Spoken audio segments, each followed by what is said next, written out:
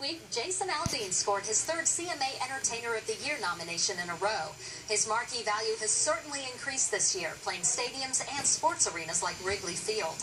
It was during our interview there that Jason reflected on his career and where it's headed next. Since launching his career 8 years ago, Jason Aldean's songs have become inescapable country radio hits.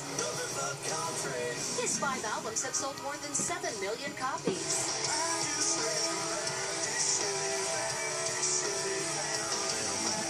This summer, he became one of the few acts capable of selling out a string of stadium shows. I can lay in bed at night and, dream about playing certain places, and, I also dreamed about playing for the Atlanta Braves, but I mean, it is what it is.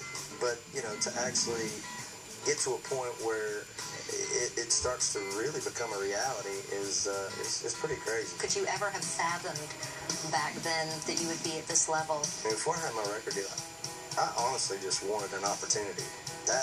That was my biggest thing. We didn't come out of the box and just blow it out of the water. It was kind of a building process. Honestly, like when we got to a point where we were just playing arenas on a steady, consistent basis and selling those out, I was like, yes, arenas and amphitheaters. I'm like, man, I have arrived. You know what I mean?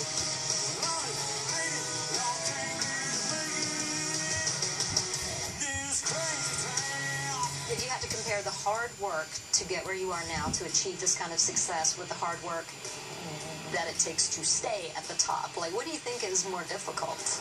I don't know that either one of them is any less difficult. I mean, obviously it's hard to get to this point. You have to have a lot of things go right. Once you get here, I think you just kind of keep trying to push the envelope and kind of outdo yourself. You can't be scared to fail. I think that's kind of always been my mentality. You can't be scared to try new things and fail at it.